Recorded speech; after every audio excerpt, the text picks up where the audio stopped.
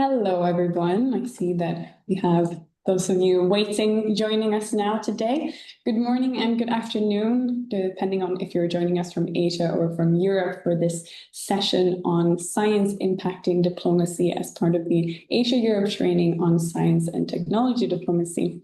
Our training here today and the webinar as part of this training was organized in partnership with the Ministry of Foreign Affairs Denmark and the Central European Scientific Society of Innovation and Technology, or CESIT for short. And we're happy to have the support of a number of different institutions in Asia and Europe, including the UCSI, International Institute for Science, Diplomacy and Sustainability, the Geneva Science and Diplomacy Anticipator, BRIN in Indonesia, the International Network for Government Science Advice, or INGSA Asia, and the International Science Council Regional Focal Point in Asia and the Pacific. For those of you who are not part of our full training, I am Linnea Regnell, and I am working here at the Asia-Europe Foundation in our education department, specifically also with a focus on our science and technology diplomacy initiatives and projects, and I will be guiding you through or emceeing today's session. So at this point, I would like to give you an overview of today's agenda, the next 1.5 hours that we have ahead of us. So we will begin with a short introduction to ASEF, the Asia-Europe Foundation, and the initiative under which this project and webinar falls under. And then I'll hand over the floor to our introductory keynote presenter here today, Professor Pierre Bruno Ruffini, for his keynote on science impacting diplomacy. And this will then be followed by a panel discussion with a number of esteemed knowledgeable panelists who will share their insight and perspectives on ways in which science cooperation can be used to improve relations between countries and also in informing foreign policy and security objectives with scientific advice, or as we like to call it, science impacting diplomacy. Then we'll have a bit of a closing before we sign off for today. So without further ado, allow me to give you a brief rundown of Asia-Europe Foundation and why we're here today. So within the context of the Asia-Europe Foundation, we work in a number of different thematic areas. This includes not only education, as we're working within the context here today, but also to strengthen cooperation between stakeholders in government and with civil society across culture, sustainable development, and other objectives as well. And recently within our education department, we have focused specifically on science and technology diplomacy as of just recently last year. And we do this with the aim, with 3 aims mainly. So one is to increase awareness on science and technology diplomacy, the knowledge that is available, information available on the topic, specifically focusing here on stakeholders, ecosystems, and initiatives across the 2 regions in Asia and Europe. Secondly, we do this to connect the people, so increase the connectivity and collaboration between Asian and European stakeholders, be it people in governmental positions, in civil society, within universities as well, to start these exchanges and collaborations. And then, of course, to increase the knowledge and skills of young leaders, specifically young professionals that are interested in the field, this being specifically focused this year on young diplomats, research managers, and scientists managers. So in 2025, with this training, the Asia-Europe training on science and technology diplomacy, we really want to create a space for young professionals to interact and provide experience for them to learn about the different crossroads between science, technology, and international relations, and the way that you can interact in the field, engage in it, and also different career paths that are available for youth to continue within their interest here. So the training that this webinar is part of brings together over 100 young professionals across Asia and Europe, but we're also very excited that we are opening up a few sessions for a wider audience and that we have so many of you joining us here today for this purpose. So with that, I believe that we are ready to delve into today's topic, which is science impacting diplomacy. And as I'm no expert in this field, I would like to hand over the floor to someone who is way more knowledgeable than me, Professor Pier Bruno Ruffini, and allow me to give a brief introduction to him and his accolades before we start. So make sure also that you pay attention here, because you have the opportunity to ask questions also in the Q&A after his presentation, and also later on in the panel discussion, which he will be joining as well. So Professor Ruffini has spent most of his academic career as an economist, with a strong orientation towards international economics. He served as the president of Université Le Havre between 2000 and 2005, and as a counselor for science and technology at the French embassies in Russia between 2007 to 2010, and also then later in Italy between 2010 and 2013. But since returning to academia, he has devoted most of his research activities to the theme of science diplomacy, why he's here with us today, of course. In addition to many research articles, he has authored the first book ever devoted to the subject, which is Science and the Diplomacy, a New Dimension of International Relations in 2017. In later years, he has served as an expert in the European research project, Inventing a Shared Science Diplomacy for Europe. And in 2024 to 2025, he also co-chaired the European Union Science Diplomacy Alliance and was a member of the EU Science Diplomacy Working Groups, in which you maybe have seen the new European framework for science diplomacy that recently came out. He's now an emeritus professor affiliated with Le Havre University in Normandy and a vice president of AVRES, which is the association, French, so excuse my pronunciation, Association pour la Valorisation des Relations Internationales Scientifiques et Techniques in France.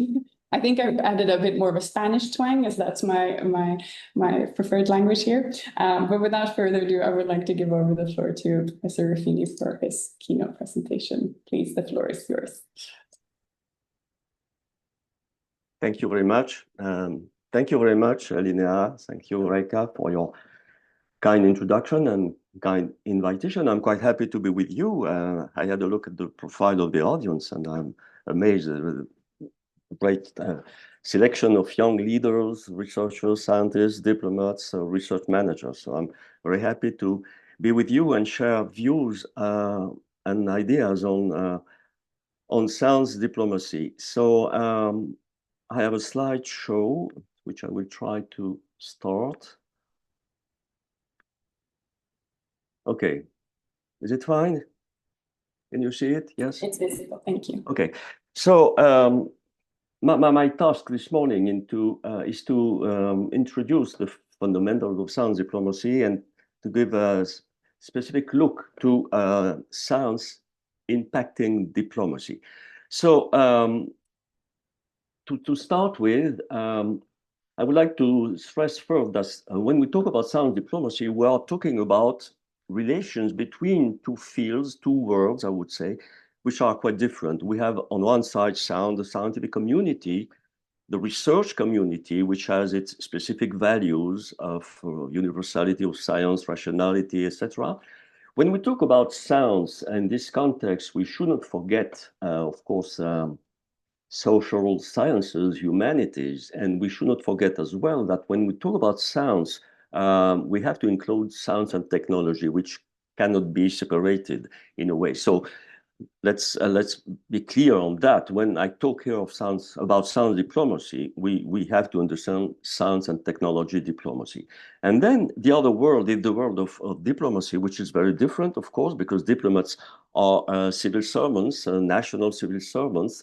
They represent their state. They are there to negotiate and to try to find agreements with other countries. So we are in the realm of foreign affairs, geopolitics, and two different worlds are there, two different categories of mindset, people, etc. And this makes the richness, the interest of the dialogue between scientists and diplomats.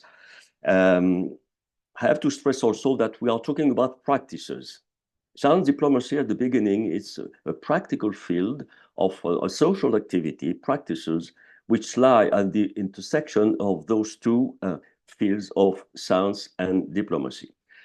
In order to be more specific about what science diplomacy means, I would like to select three milestones, three dates, 2010, 2017, and 2025. 2010 is the year where we had the publication of a very famous report, New Frontiers in Science Diplomacy, which was published by the Royal Society and the American Association for the Advancement of Science. And this report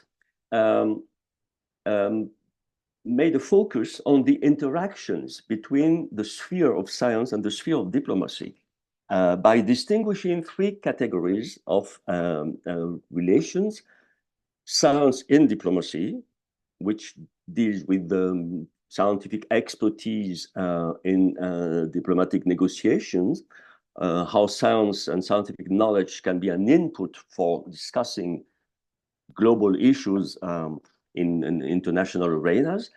Then diplomacy for science, which relates to all the tools, all the initiatives that diplomats, embassies, Ministry of Foreign Affairs engaged in order to support international scientific cooperation.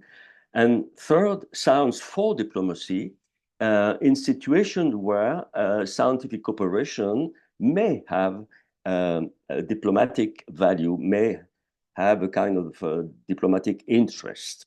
So, of course, I will turn later on that.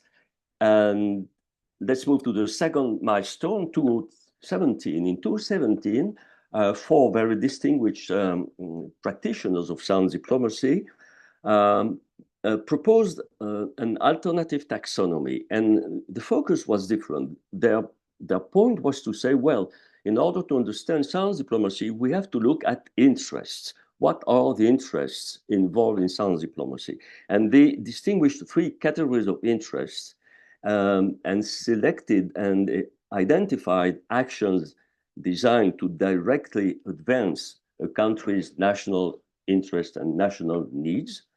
Second, they put forward the actions designed to address cross-border interests.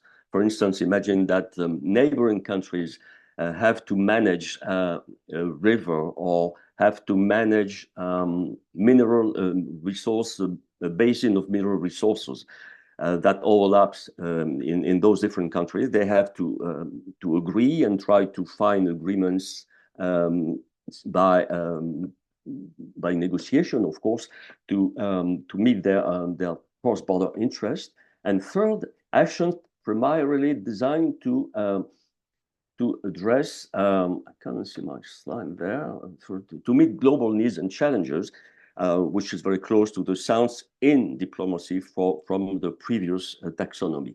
And third, we had, I cannot move on, yes, here we are, 2025. A few months ago, the Royal Society and the AAAS issued an update of the initial report, so 15 years later, and they brought in adjustment, updates about how science diplomacy had evolved in between, and it had, of course, evolved a lot during this 15 years period.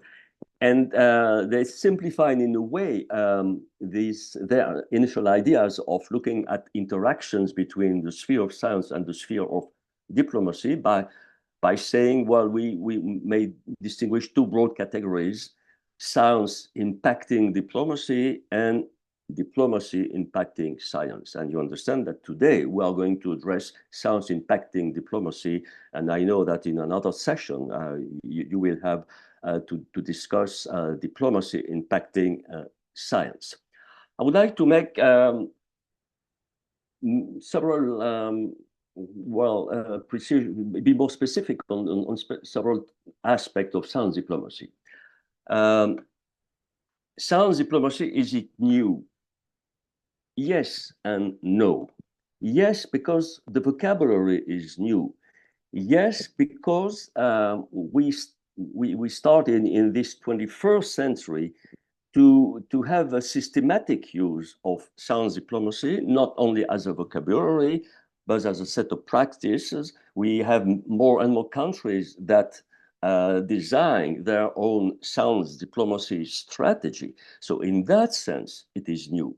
But it is not new in the sense that, of course, relationships between foreign affairs, international relations, international political relations, and the sphere of science and more broadly knowledge, such relations have existed for long during the colonial periods, for instance, or during the Cold War in the last century. We have many examples where we had practices where scientists were involved as well as diplomats in the field of international relations. Second point, science diplomacy is a form of diplomacy. We say science diplomacy. We do not say diplomacy science. And in the expression science diplomacy, the word that guides the reading, that guides the meaning of the expression is the word diplomacy. And what does it mean? From a national perspective, when we talk about diplomacy, we are talking about how states represent themselves on the international scene, how states interact with other states with specific means of dialogue, looking for compromises, etc. And from a global issue perspective, when we talk about diplomacy, we get into the realm of what is called multilateral diplomacy.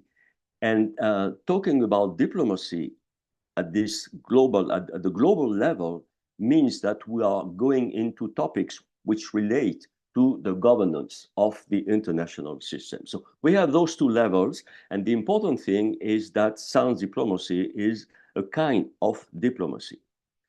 Third point, we should not make a confusion between science diplomacy and international scientific cooperation. They are not synonymous.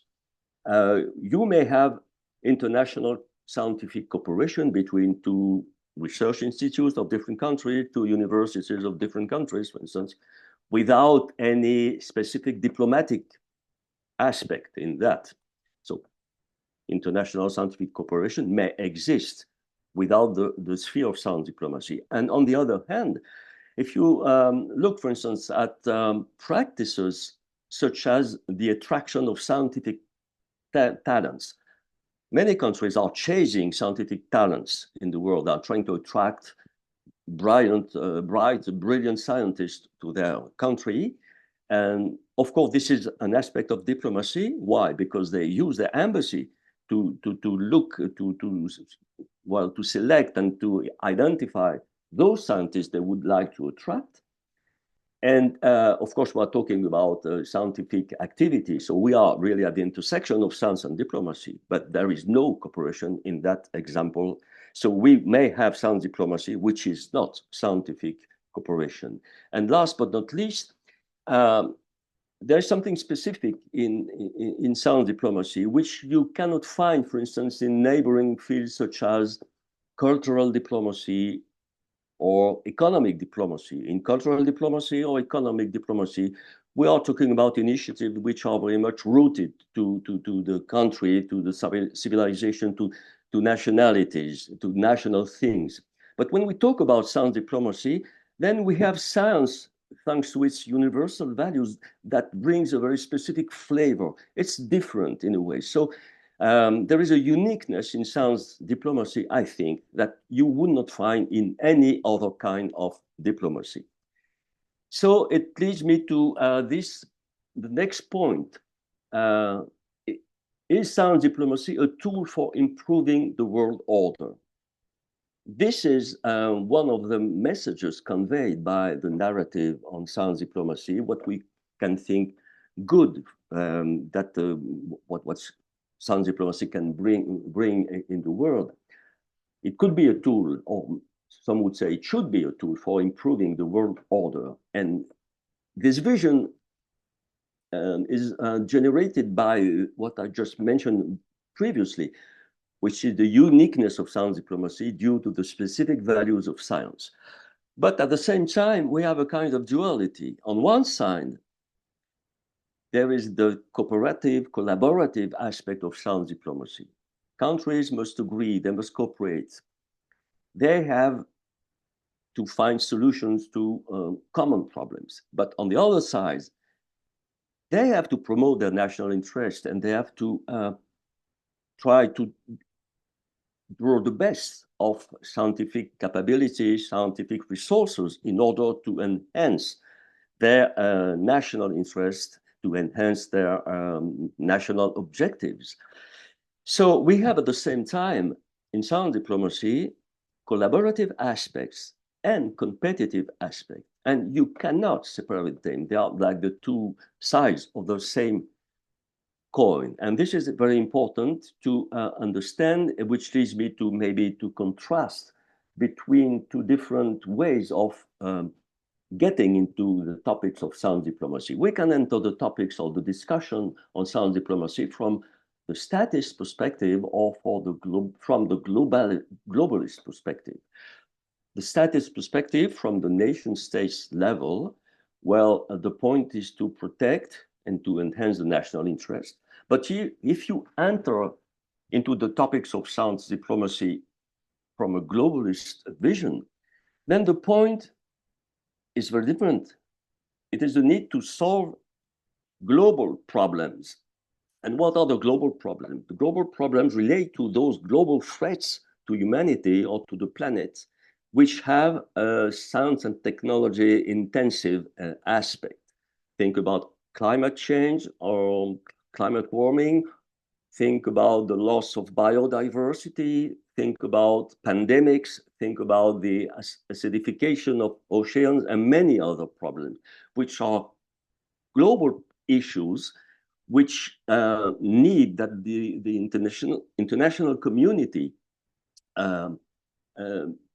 finds ways of teaming up or finding agreements in order to address those challenges in the best possible way. So this is the globalist vision, looking first at the global issues. The statist vision would say that, of course, the traditional state-centered discourse is important, whereas, starting from the globalist point of view, the science-based discourse would be considered the first to have in one's mind. The statist vision would say that science diplomacy is a subset of foreign policy, whereas the globalist vision would focus on common interest and would give precedence to global governance. The statist vision is more inspired by the power politics, whereas the globalist vision is more inspired by the ethics. Why ethics? Because we're talking there about common interests. And last but not least, if we try to look some kind of doctrinal inspiration, when realism would inspire most of the statist vision, whereas universalism or even idealism would inspire the globalist vision. To finish with this first part, let's have a look to this chart, which I took from the amazing report that the Asia-Europe Foundation made, surveying how countries define and their science diplomacy strategies. So that's quite interesting because, you know, you look there, you have on this table different reasons. Let me just move that. What are the core objectives of the national science and technology diplomacy strategies? And 41 countries were interviewed, and 16 of them were Asian countries. And 100%, all those 16 countries mentioned that increased economic competitiveness is a core objective of their strategy, whereas 84% of the 25 European countries that were interviewed mentioned this increase of economic competitiveness as a core objective. And those countries, 100% of Asian countries mention, if you look the low part of the table or the chart, develop research and development capacity for the country, which is exactly rooted to national interest. 100% of countries responded, yes, this is a core objective. And 72% of countries from Europe responded that it is a core objective. I want to make the difference, for instance, on the second line, tackle global societal challenges. Tackle global societal challenges. This relates, it would relate to the globalist approach, which I mentioned before. And what we see in this table, of course, is that we have at the same time the wish of countries to enhance, to defend and promote their national interest. And at the same time also, of course, the need or the wish to address global challenges. And it could be conflicting objective. That what this table suggests, of course, is that the national interest take precedence over the global interest. I would like to move now I cannot, oh yes, here we are. The second part, how does science impact diplomacy? Let's look first at science in diplomacy. The first way science can impact diplomacy is what I call here scientists who issue alerts, whistleblowers. The topics which are discussed in international arenas and which have a scientific dimension, all of them, they were brought up in discussion because of scientists. Scientists are the one that made the first warnings. It dates back to more than 1.5 centuries ago. The first warnings about the climate change. Scientists are the one that put forward the risks of acidification of oceans, for instance, the risk of the damage on the atmosphere from chemical activities, etc. So this is one first way scientists can impact diplomacy. Then second way, scientists provide expertise in order to prepare international negotiations. And then we have to talk a little bit about science advice to governments. There I took what Sir Peter Gluckman, who was a chief scientist advisor for the government of New Zealand and who is now the president of the International Science Council. This is what he said about science advice to government. We are there talking about science in diplomacy, scientific expertise. Scientists provide expertise and try to convey this scientific expertise to policymakers, to diplomats who are in charge of negotiation in the best possible way. Advice must be independent. Scientists, they are expected to inform policy and not to make policy. And as the saying goes, scientific advice must be policy relevant, but not policy prescriptive. And scientists, scientific experts, they should act as brokers, not as advocates. In diplomatic arenas, scientists, they will never have the final word. The final word will be on the diplomatic side, on the political side, of course. But the role of scientists is to try to convey the best knowledge, the best scientific knowledge, so that diplomats should be aware of what science has to say on every topic which is on discussion. We also should mention here the science policy interfaces, which are those bodies of collective expertise, Intergovernmental Panel on Climate Change, or the same science policy interface regarding biodiversity problem, which is called IPBES. And we could mention success stories of science in diplomacy. For instance, the Montreal Protocol on substances that deplete the ozone layer there are almost maybe more than 100 of chemical substances that can damage the ozone layer. So the warning was launched by scientists, and the international community was able to address this problem successfully, and with this protocol in 1987. And now this problem of the depletion of the ozone layer is under control. Another success story is about the governance of Antarctica.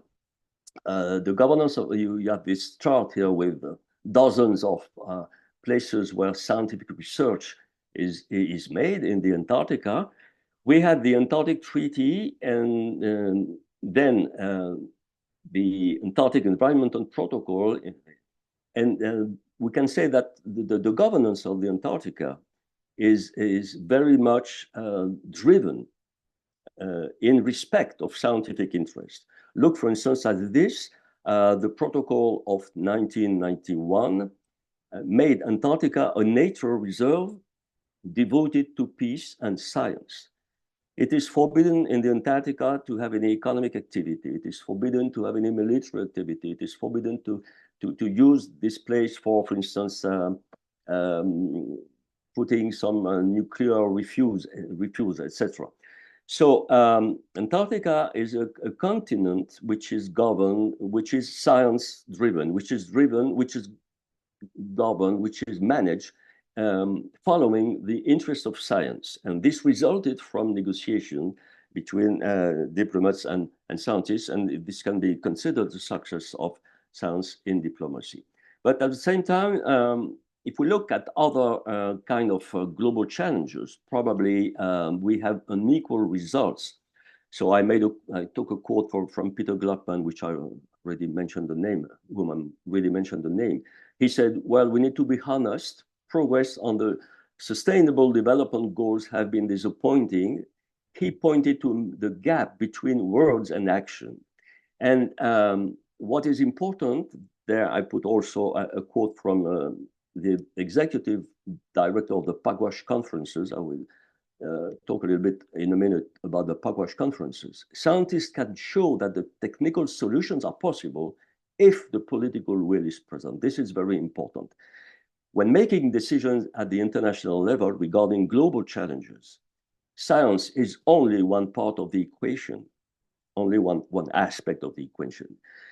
In 2009, in Copenhagen, the Conference of Parties, and when the great annual meeting on climate change from the Climate Convention, the results of the 2009 convention in Copenhagen were very weak, very few results. In 2015 in Paris, the same gathering of the international community regarding the Convention on Climate brought up more significant results, so it could be considered a reasonable success.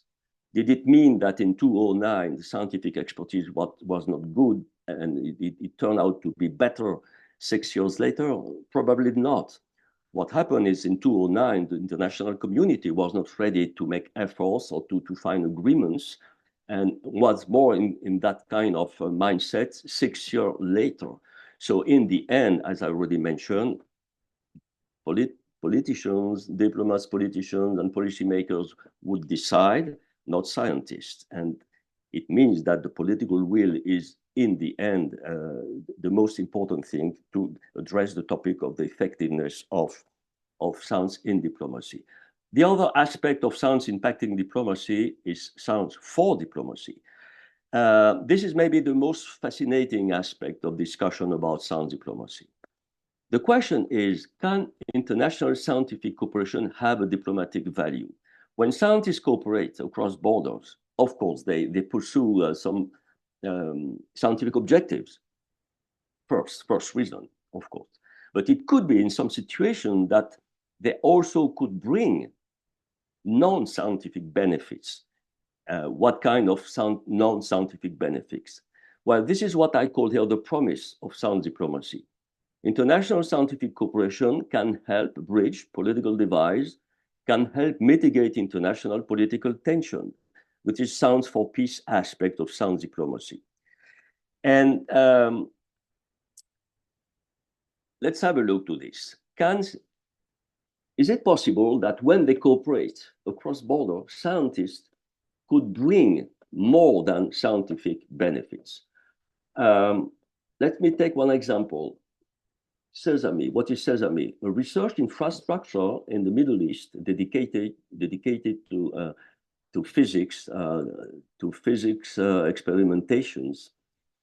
And it is set in Jordan. It was created by countries of regions.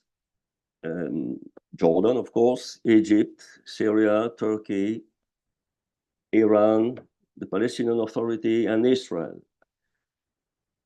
So it is a hope that this kind of infrastructure, which gathers scientists coming from countries that many of them opposed politically, could be a hope that this endeavor would demonstrate that bringing scientists together could help peace, could be a kind of example for in the endeavor for peace building in this very unpeaceful region. So it is a fantastic success of diplomacy for science. I mean, Sesame, this infrastructure is a fantastic success of diplomacy for science. I'm not sure that it is a success if we look at science for diplomacy. The main difficulty probably is this. You may have in the same labs, in the same premises, scientists from Israel and Iran. They can meet, they can work together. Scientists from Israel and from Palestine, it's the same. They meet together, they work together. That's good, but this remains within the sphere of science. Can it spill over outside? Could the good relation between scientists give inspiration on a broader scale to politicians? I'm not sure of that, and this is a limitation, of course. And the last, and this is my last point, a more positive aspect. If we look at the Pugwash conferences, the Pugwash conferences exist since been existing for maybe decades now. Were created during the Cold War by scientists, most of them physicists of different countries. You had Soviet scientists, you had American scientists, European scientists, Canadian scientists, etc. And they gathered together, and their task, their mission was to try to warn about the dangers of the arms race, nuclear arms race. So they tried to be influential, to influence leaders at that time, leaders, Soviet leaders, American leaders, etc., in order to warn about the dangers of continuing the arms race as far as nuclear weapons were concerned. So the Pugwash conference, the Pugwash movement won the Nobel Peace Prize for their efforts. And what this example shows that if scientists want to be influential, if they want to impact the world affairs in the direction of more peaceful relationships, they have to go out of their role of scientists, not just cooperating between them. They have to go out. They have to go and meet the one that governed the planet. The political leaders, they have to be influential and to step out of their role of scientists to become, in a way, ambassadors of peace. So that's another point, which is called, we can call that track 2 diplomacy. Scientists engage in dialogue with other ones than scientists with the aim of confidence building and conflict resolution.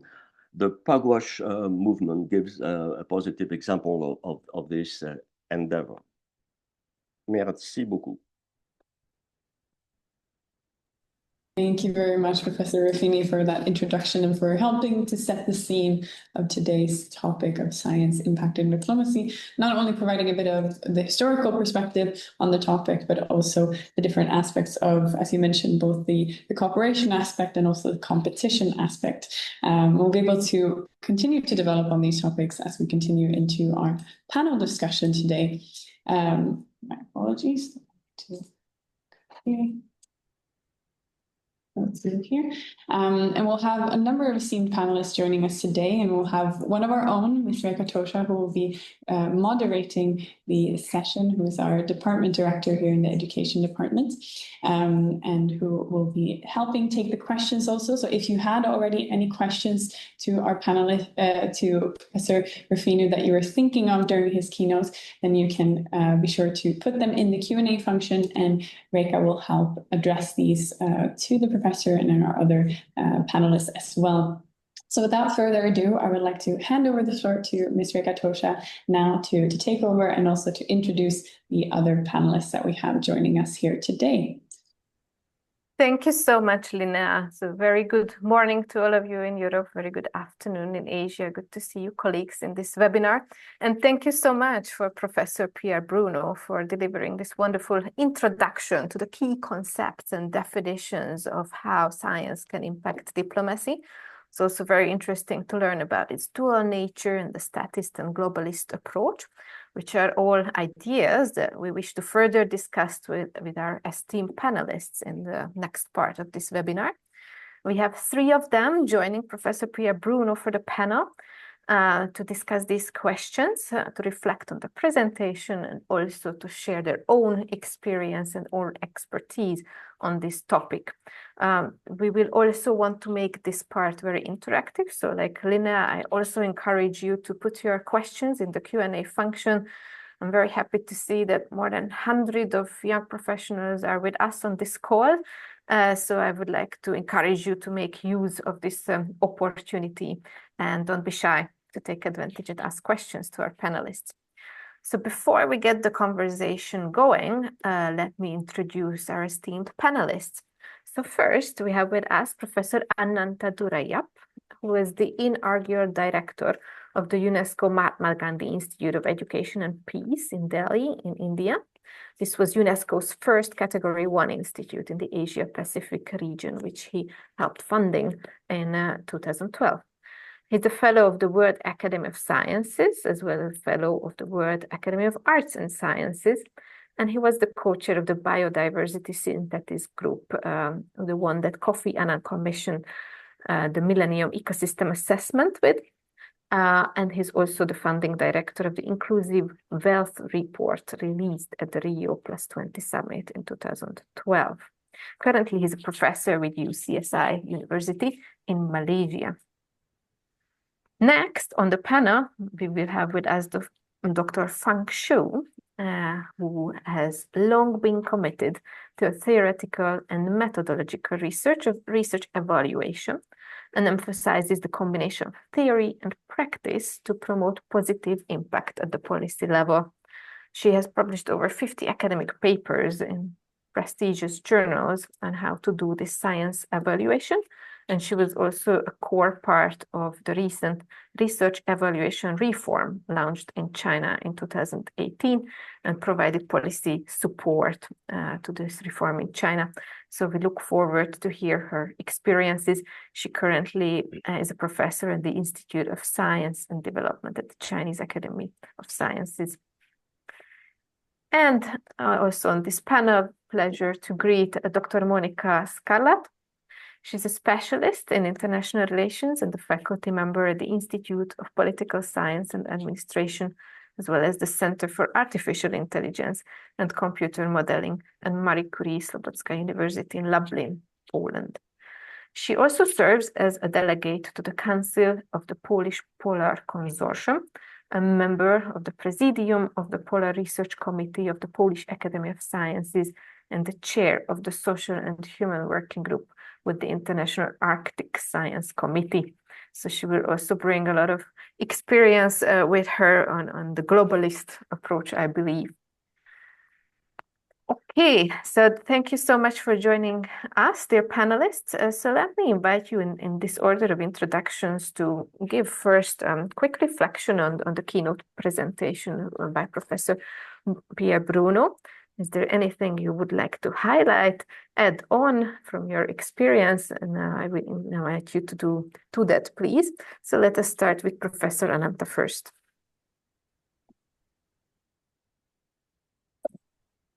Thank you very much. Really excited to be here this evening and like to congratulate Professor Rufini for taking on this really challenging topic.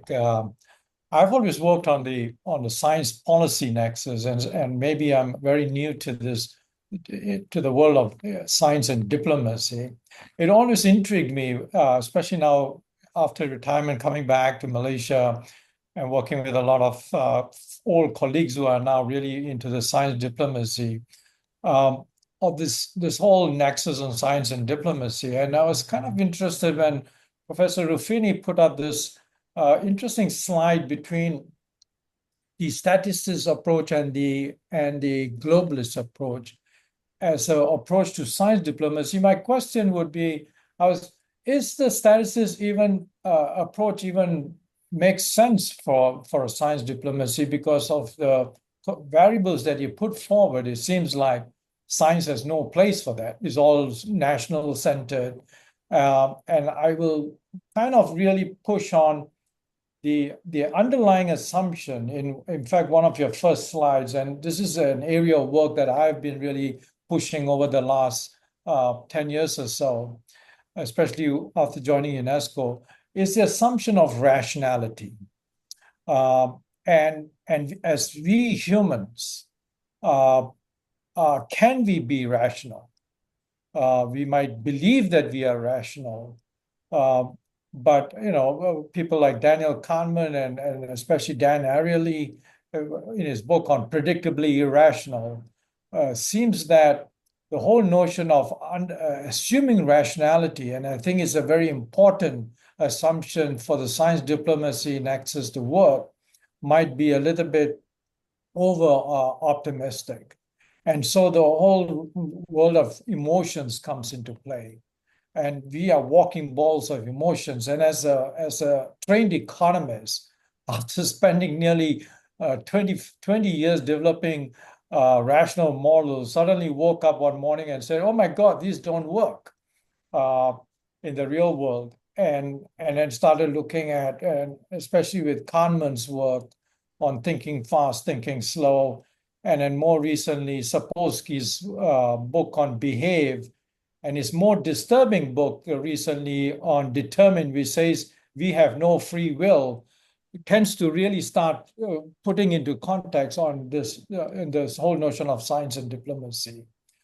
And one last thing that I'd like to throw before I will stop yapping away is the notion of certainty. And I always thought the reason I think science really has to play a part is that let's assume if I take a normal distribution, the thinner it is, the less need for actually diplomacy, because in a sense the certainty is very high. But the thicker that distribution is, then we really need the diplomacy because we have uncertainty in the science. And one thing with science is we are always learning. And things that we thought were etched in stone, with new knowledge, we start to think differently. Example, Newtonian versus quantum and Einstein and so forth. And of course, social sciences is a quagmire of uncertainty because it has to deal with humans. And the whole notion of rational preferences is now questionable, and it was always should have been questionable. So these are the kind of thoughts that I bring to the table, and thoughts that I've been struggling with. And I think it would be nice to have some insights from Professor Rufini on these few points. Thank you. Thank you so much, Professor Ananta. Already starting with 3 very intriguing questions. We give a bit of time for Professor Pierre Bruno to think about the answers, while I invite Dr. Fang Shu to also reflect on the presentation. Sorry, just want to check. Can you hear me? Is it working perfectly? Yes, now everything works perfect. Okay, thank you. Okay, so from professor's presentation, I just had this big feelings about the definition about science impacting diplomacy and how it is developed, during the first time it was proposed and after, and also about the 3 milestones and how it was developed in latest day. Yeah, I think I also quite agree from Professor's topic about the rationalness about people, especially when you are a scientist. You need to figure out and also to take the balance between your personal research institute, your research interest, and also about your own country's research institute and strategy needs, and also how to balance it with the global for the mankind. I think this is like a big challenge you need to channel it and to balance. Because in some research areas, I think when it comes to about environmental issues or disasters or the life sciences, I believe this is like research work that is for the whole mankind. So this is like work for each researchers from the different background, different countries, we can work on together. But we have also had to admit in some research topics, in some research areas, actually there is like sometimes you need to have different considerations for your own country. I think this is just give us good challenges to how to balance these two. And I think this is also like it's going to be a big challenge for if we want to develop about the science implementing diplomacy. Yeah, that would be all. Thank you. Thank you so much. Also, yeah, very, very good insights. If we could dig deeper into how to balance the institutional interest with global good interests, that would be interesting to discuss further. And then let me invite Dr. Scarlett as well to reflect. Thank you very much. Thank you once again for inviting me for this to this discussion. With Pierre Bruno, we know for a couple of years, and we have constant discussions over the concept of science diplomacy. Where I agree with most of the arguments that Pierre Bruno raised today, and I'm not going to delve into those abstract terminology issues, because I assume this is not that relevant for the audience, which is quite diversified. But what is a challenge for me, and was always a challenge for me, was the problem of boundaries of this definition or this phenomena. Because as you can see, we have a kind of a hype right now for science diplomacy, which became a bit of a buzzword. And so that's why so many actors and stakeholders, they either claim that they are science diplomats or they conduct science diplomacy. But I think we should emphasize once again that science diplomacy needs those 2 legs, science and foreign policy or international policy. And then we speak about science diplomacy. What I would like to emphasize here, to put one of my hats on, which is connected with technology and especially AI, is the evolution of science diplomacy, which goes into the direction of, for example, tech diplomacy, because you mentioned in the beginning that one of the supporters of this panel is Denmark and Danish Ministry of Foreign Affairs. So this is the institution that introduced the term of tech diplomacy. And so as we also take into consideration geopolitical reality that we are right now in, so geopolitical uncertainty and tensions, and also this fast pace of technological development, I think we are in the time of a very interesting evolution of science diplomacy into the direction of transactional, more competitive, more rivalry dimension of this phenomena, and we should keep this also in mind, because issues such as, for instance, securitization of research or of science. This is something that I think not all, especially scientists, are aware of. Diplomats are much more and better educated in this area. But as we speak about scientists, in most of the cases, they are quite unaware of research security issues or the securitization of research, which is, I think, quite relevant lesson to be learned right now. And maybe I would stop here for now, and if there will be additional time, I could refer to either this topic or the Arctic case. Thank you. Thank you so much, Dr. Scarlett. Yeah, very, very interesting points raised again for a professor to reflect on. Also the last one, how science diplomacy is becoming more transactional, competitive, and more rivalry we see, maybe feeds into the deeper exploration of the statist concept, where national interest comes to the foreplay. So, Professor, please react to these questions and observations. Thank you very much for your question. Very interesting remarks. I cannot answer all of those remarks, of course, but try to maybe wrap up one or two ideas from your different inputs. I understood from the first remark that what I call the statist approach could be questioned in a way, and what I would like to say is this: the narrative of science diplomacy, which started some 15 years ago,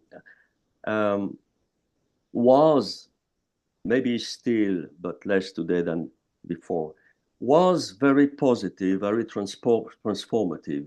We had this idea, and this explained the appeal of the concept. The buzzword, why everybody wants to take part in science diplomacy, because we think, or whether we're right or wrong, but we think that science diplomacy may have a transformative power over international relations for good. And probably most of the young person in the audience would come here with this first idea. So I'm what I call the globalist approach. But the point is, when you ask Ministry of Foreign Affairs, what is science diplomacy? There is a different narrative, there is a different discourse, which is very present in your study that you did at ASEF. When you talk with diplomats, with national diplomats, of course, they say it's good to take care of common interests and to agree on a common level. But first, they would think about the national aspects of science diplomacy. So this is why it is so complicated to talk about science diplomacy, because I understand the arguments of the rationality, the scientific mindset, but the rationality of politics is different. It's another one. And it could be that scientific methods, one way or another, could inspire the way politicians make politics or the way diplomats make diplomacy. It could be, but they have also other ways of thinking. When we see today that science, and even more, as Monica said, technology are pieces on the geopolitical chessboard. You see, we are in a dynamics which is very political and not scientist. I would like to mention maybe just another point to finish on that. I didn't talk about that because, well, it could have been too long, but what has changed between 2010 and 2025, during 15 years, is that the cursor has moved toward more competition. The cursor has moved toward more research security concerns, showing that there is maybe more tension today between the interest of science and scientists which are openness, which are international mobility of scientists as much as possible, and the interest of countries, which for different reasons are closing the doors, are restricting, restricting some kind of research, even are damaging academic freedom, for instance. So we are today in a situation where science diplomacy has become more strategic. I mean, the way countries use science diplomacy is more strategical, is more aligned with political or geopolitical objectives than it was 15 years ago. And all of this comes at the expense of science.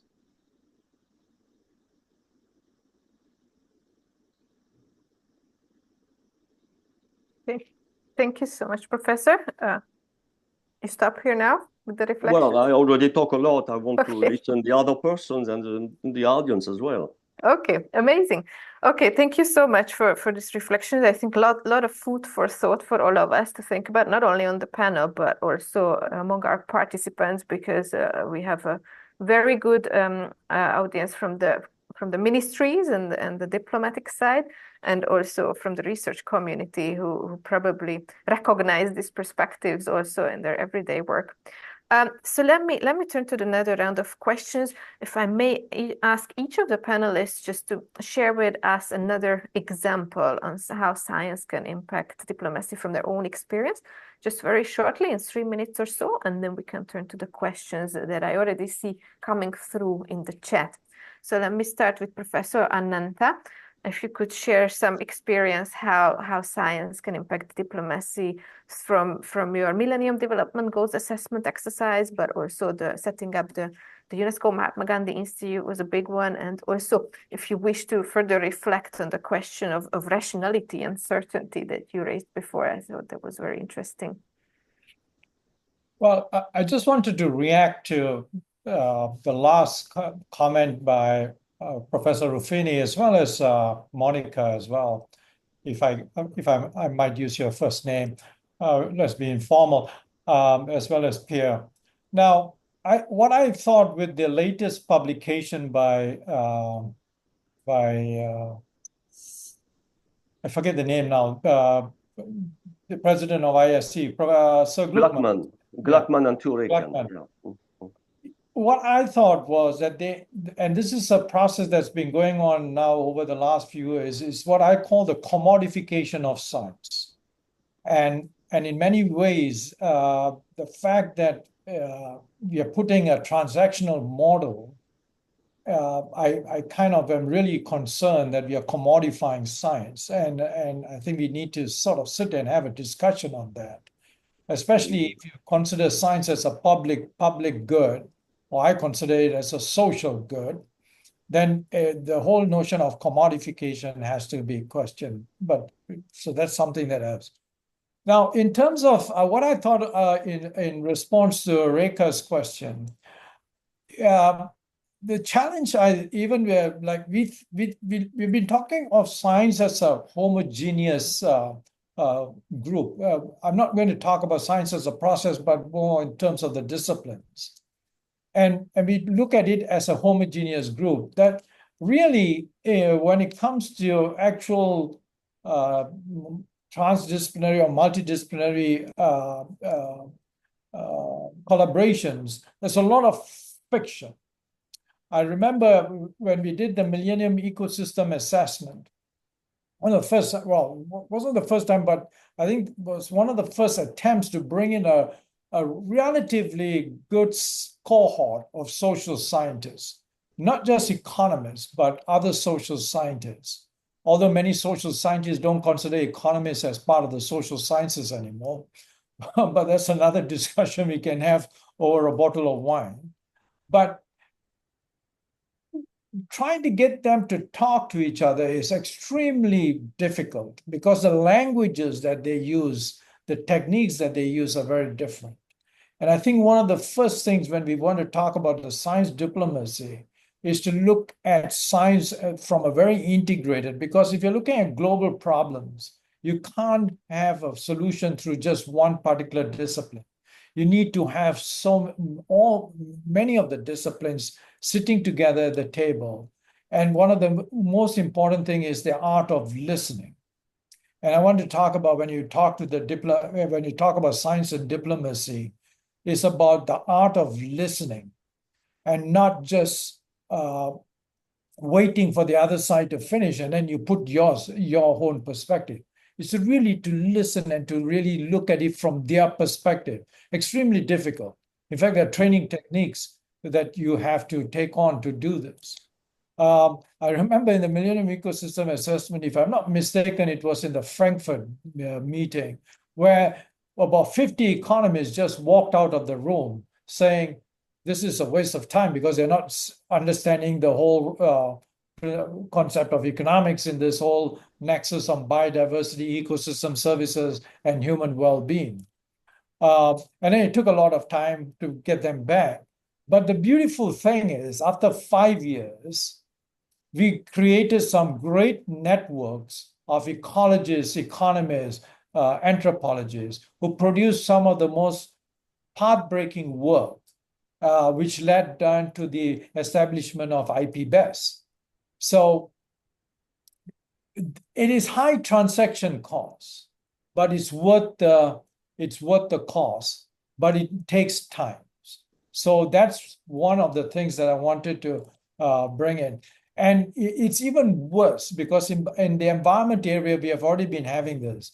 When I co-chaired the assessment on education, I remember a very famous educationist asked me the question, why are the neuroscientists in this assessment? What has learning got to do with the brain? I just sat there. I couldn't say anything. I was just flabbergasted, right? It's the brain that is what we use to learn and so forth, and we could have insights. So you see the divide is so huge. And we got to first start talking and bringing the scientists together to work, and the diplomacy within science, within the scientific communities is important before we start working with the diplomats, as you put them. So those are the two things that I wanted to bring forward based on my experiences. Thank you so much, Prof. Ananta. The anecdotes and stories always illustrate the message very well. So art of listening is absolutely a key to this field. So let me turn to Dr. Fang next, who comes from a special angle, like research evaluation, how that might influence international relations. So I would like to ask you to contribute to the conversation from this angle, also bringing in the Chinese experience that you did with the research impact evaluation. And at the same time, I found already 2 questions in the chat which relate to your field. One question from Maftuha, who is asking how can we ensure that scientific evidence truly shapes policy decisions and not the other way around, that we have a policy decision and we're just looking for some sort of science to justify it. And Imran was also asking what are the key challenges you face in processes like this when you are evaluating research and supporting policy decisions. I'm not sure whether you can hear as well, Dr. Fang, because your camera just turned off. Okay, now we can't hear you on our side, so maybe then we give you a little break to fix any technical difficulties, and then let me turn to Dr. Scarlett. Monica, if you could please also share some real life experiences based on your work with the Arctic communities and scientific committees. How does science impact diplomacy? Sure, but if I may just shortly refer to the previous comments. Well, firstly, about this transactional characteristic or feature of current evolution of science diplomacy, unfortunately, we live in the time where when, well, generally speaking, knowledge was always a resource, and knowledge might be also a source of power, as we know. And especially in this technological development that we observe right now, technologies, but also data, it's a resource. It's even a commodity that you can monetize, right? So if we go into this direction of tech diplomacy or data diplomacy or cyber diplomacy, there we have to remember that these are polylateral forms of diplomacy, and we have very diverse actors there. For example, we have in tech diplomacy, we have private entities.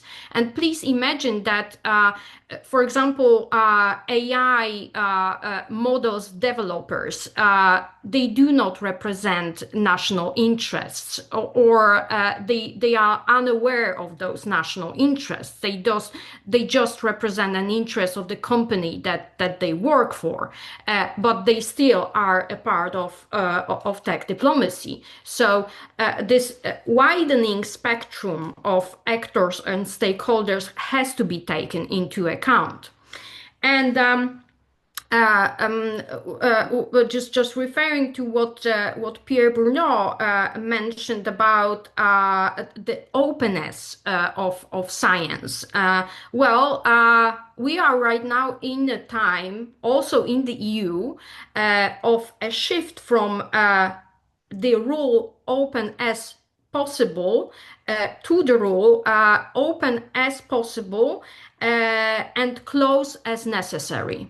So this is this realistic perspective, especially to the data governance or data management treated as some sort of a resource.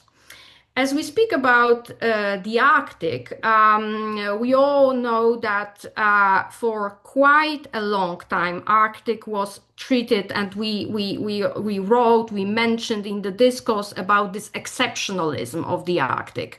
Of course, because of the climate change, that the phenomena has 4 times faster pace than in other parts of the world. But on the other hand, Arctic was treated as an exceptional area, also because of international scientific cooperation and the importance of science in governing Arctic. We are over with that era. And so right now, because of geopolitical tensions, if we, for example, take into account the functioning of the Arctic Council, which is still in a certain pause, of course, the working groups, so the cooperation between experts, between scientists, is refreshed right now. So we got back to the cooperation, but as we speak about also scientific cooperation in the Arctic, of course, there are quite good examples, as for example, Mosaic project or the current Polarin infrastructural project. But this is international scientific cooperation. It's not science diplomacy. And as we speak about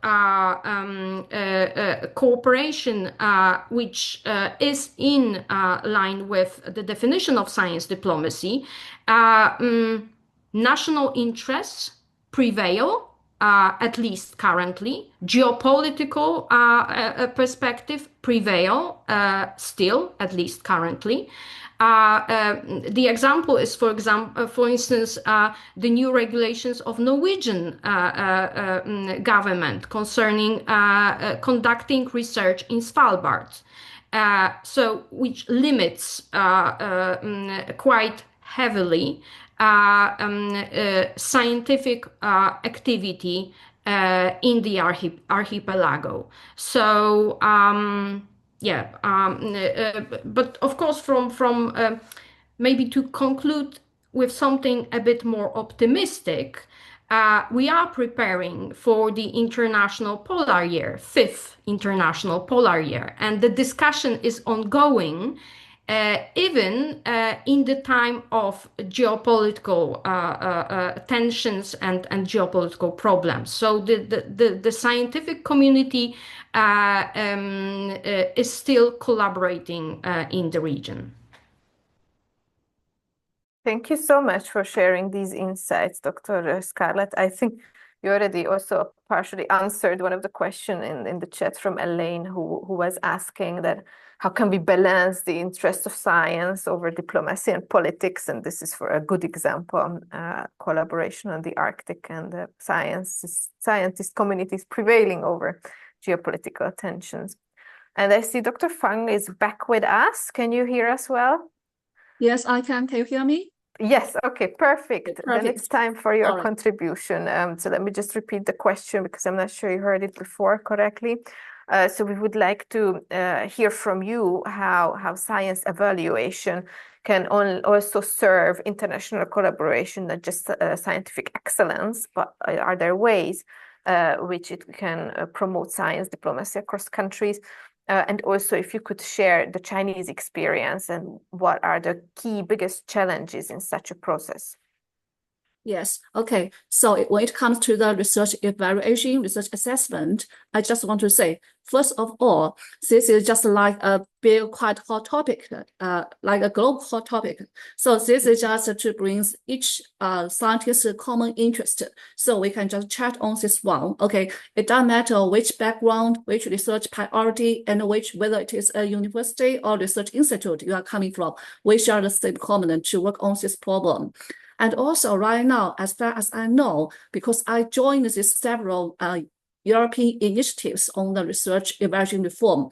So we just exchange our ideas and I share my experience back in China, what we do and what we are having problem in research evaluation. And also we just have these joint conferences and we exchange our experience. I think from that we can learn from each other. And there is one more thing. Because I'm working in CAS, so this is like the largest national research institute. We're not only doing the research work, we're also supposed to provide the advice to the central government.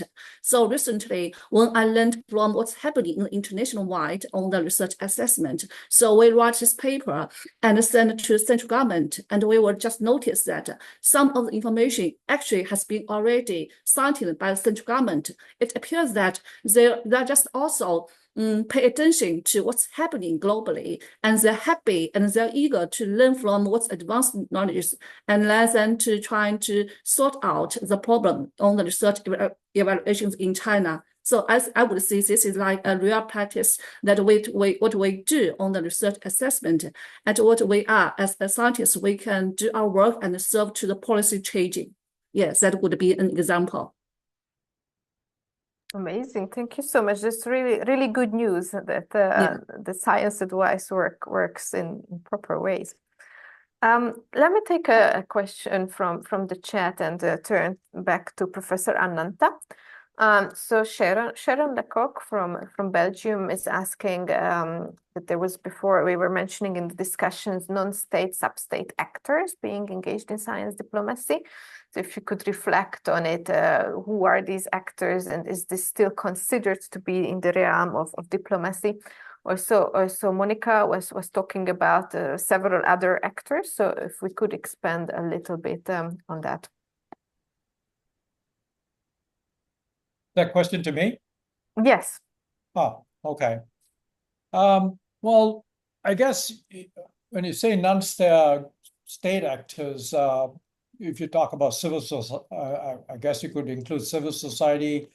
I remember for the Millennium Assessment, as well as in the run-up to the discussion on creating the IPBES, indigenous communities were extremely important. They have certain knowledge systems which could be basically supportive of, as you might call, formal science knowledge systems. And I think there are, anybody who's got a stake in the problem that is being addressed should be involved. Otherwise, it becomes an elitist exercise. And I think maybe that's one of the reasons that I see a big pushback on science. I'm sure everybody here would agree with me that there's been a lot of pushback on science and really kind of looking at just national interest. And surprisingly, I don't know why post-COVID we seem to be, in a downwards, I would say a downward spiral on nationalism, which really counters all the years since the last World War in terms of really going global, becoming much closer, but yet now we are becoming even further. And there seems to be a really challenge between globalization, especially with technology and AI and internet. And very interesting that Monica talked about data. And in fact, one of the things that really requires now is a multi-stakeholder international science panel on data and AI, rather than just letting either the companies or governments, because they all have their own national interests. And this is something that is too valuable. And for me, it's a public good. That data by itself doesn't make any value, but together as a collective becomes extremely valuable. I call it a new gold in one of my publications many years ago. So I think, yes, in terms of how do you engage those players, as I say, the transaction costs are very high, but I think in the problems that we are trying to address, quick fix solutions are dangerous, and I think we need to put in the time and persevere.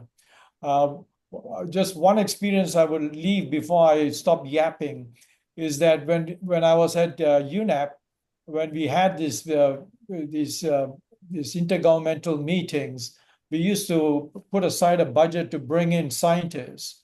But after the first day, because this is usually 1 week long sessions, after the first day, 30% want to fly back home, saying this is a real waste of time because they're talking, wordsmithing and stuff. And on the second day, I got 50% saying I want to go back home.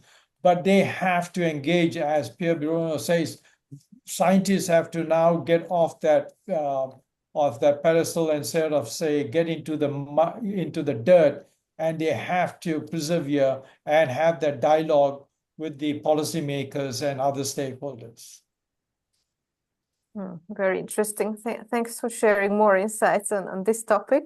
And let me take another question from the chat from Paolo Samosa and address it to Monica this time. So he's asking that how do we strike a balance or draw a line between advancing scientific research and preventing it from being used in ways that could harm trust or diplomatic relations among states? Right. Well, very good and very difficult question. Although I will refer firstly to the question about actors and stakeholders. Well, I come from the traditional school of diplomacy. And for me, when we speak about science diplomacy, the primary actors of science diplomacy are states. And please remember that because, of course, we have international organizations that are also put on this list. But please remember that even from the international law perspective, international organizations are created by states. And so for me, as I, for instance, analyze the EU as a supranational type of organization in many areas of its activity, it's still a state's playground of more or less aware states how to play. And how to gain and fulfill the interests. I will give you example, both from Arctic Council as well as from the IASC, where I'm involved in both of those institutions. So what I observed for the last years, I see that some of my colleagues representing, of course, scientific community of their states, they are better or worse prepared by their foreign offices.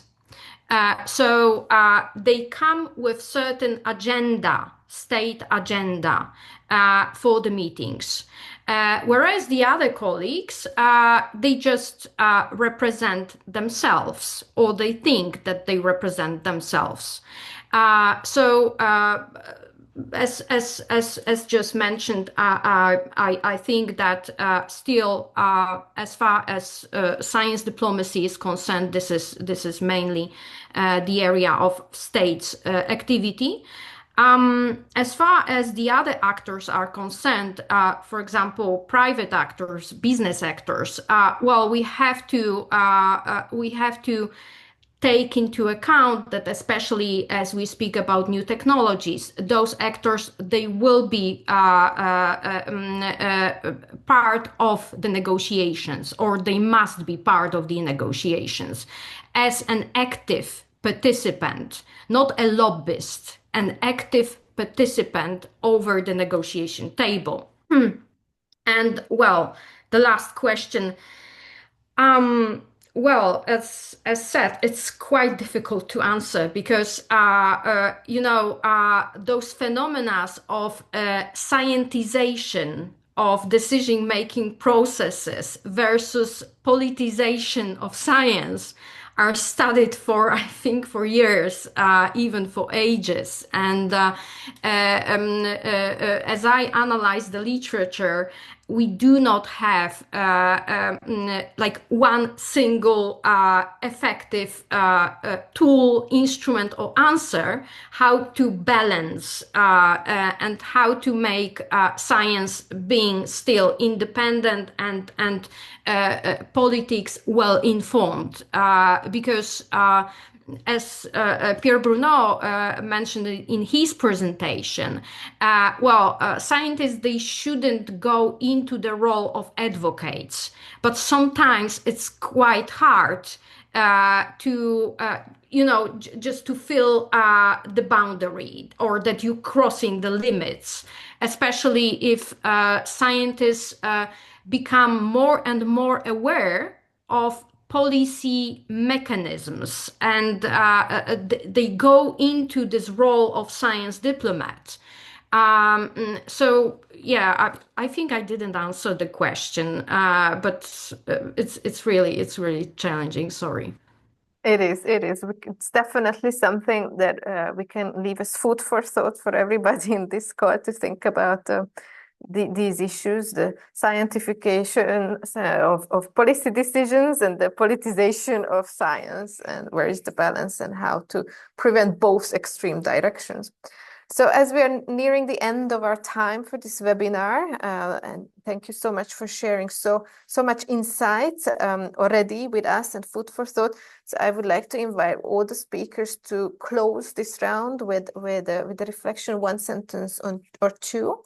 That how can our attendees, either if they are from the diplomatic or government community, or if they are from the scientific academic community, how can they engage more and do more in the realm of science impacting diplomacy? So a word of advice from each of you, please, in very short, like 1-2 sentences. Who is ready to start? Well, I can start if you want, maybe. What I try to convey is that in science diplomacy, there is a permanent tension between the national interest and the common interest. And this is at the root of the dynamics of science diplomacy. The interests of diplomacy and of science, they may align, and hopefully they align. It may happen that they do not align. And what I would say, just to conclude, is that maybe we could keep from, the good and positive vision of science diplomacy as it was set and put forward at the beginning. We could keep this objective that we all, whether we are scientists or diplomats, we should try as much as possible to take the best of science. The best of science is rationality, is looking at facts, at evidence, and also the best of diplomacy. And the best of diplomacy is the spirit of dialogue, the sense of compromise. And if we manage to take the best of both sides, well, hopefully sound diplomacy could remain, as we may hope, as individuals or as citizens, something positive for the humanity. Thank you so much, Pierre Bruno. Let me invite Dr. Funk perhaps next. Yes, yeah, I may want to say that whether it is scientists or whether it is policymakers, these are like two key actors in the science implementing diplomacy.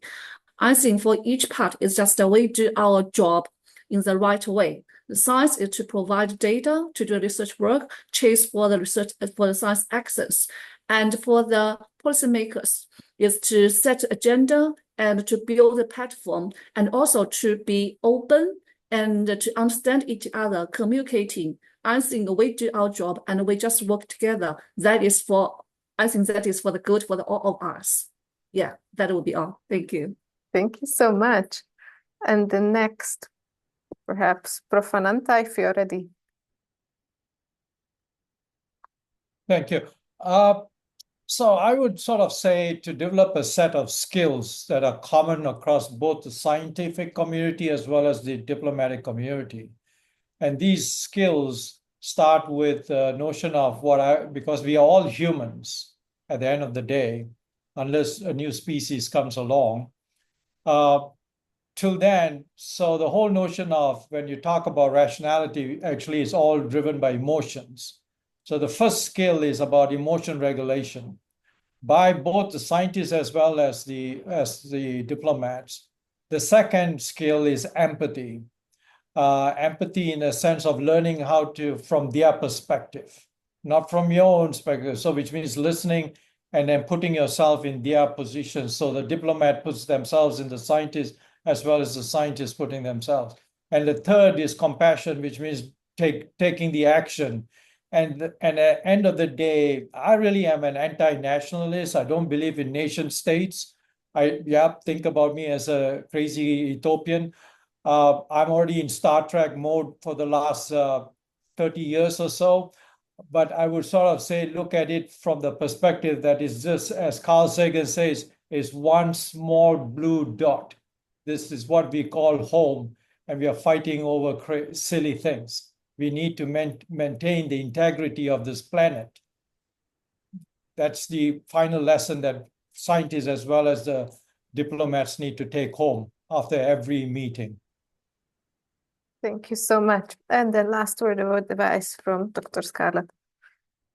Yes, I would also emphasize the role of communication between both communities, because and just to have a will to communicate with policymakers, with diplomats, and the other way around. So forums such as the webinar today, workshops, or any other forms of contact, I think both worlds should use in order to find a common language, and that's it that I would recommend. Thank you so much for all of your contributions. Really enjoyed the discussion. I hope our participants did too, and we'll take home these advices and act on it. So the floor goes back to Linnea for closing. Thank you so much, Reka, and thank you again to our panelists for joining us today, for your insights as well. I think it's in perhaps paraphrasing a bit what Professor Pierre Bruno Ruffini mentioned in the beginning, but while science diplomacy has elements of international relations, it's not necessarily equal to international relations. And it is these aspects that has been brought up today by the different panelists that really make science diplomacy what it is. How we use science for the common good to solve global challenges, this collaborative effort to really make a larger impact, be it science then impacting diplomacy, or what we'll explore next week, the other way around. So thank you so much for being with us here today. We are now coming to a close of today's session, so allow me to look ahead then for the coming weeks. As today, of course, we have explored the aspect of science impacting diplomacy, but we also have a number of webinars ahead of us, which will explore the other aspects that we have listed out here, starting next week again with diplomacy impacting science. So if you're interested in joining next week or any of the other weeks that you see here on the screen, you can scan the QR code to learn more about the webinars themselves and about the program as a whole. So I really do hope that this is not the last time we see you here with us. So with that being said, hope to see you next week on Tuesday. For those of you that are the participants of the Asia-Europe Training for Science and Technology Diplomacy, we'll see you on Thursday for our workshop session. So good afternoon, and I wish you a good rest of your day if you're joining us from Europe, and a good evening if you're joining us from Asia. Thank you again so much. Goodbye.